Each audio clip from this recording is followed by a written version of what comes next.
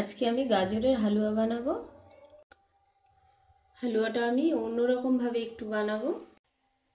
গাজরগুলো আমি ছাড়িয়ে ভালো করে ধুয়ে নিয়েছি। এবার আমি গাজরগুলো কেটে নেব।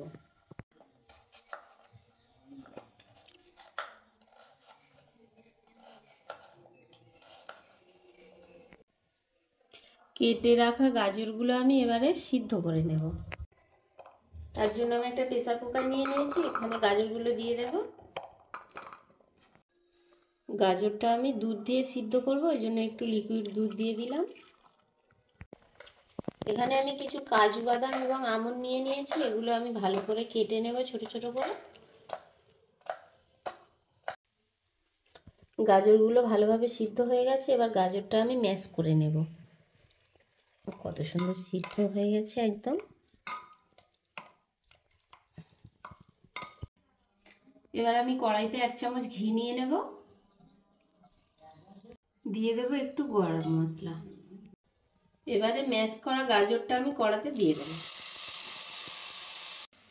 এবার দিয়ে দেব পরিমাণ মতো লবণ।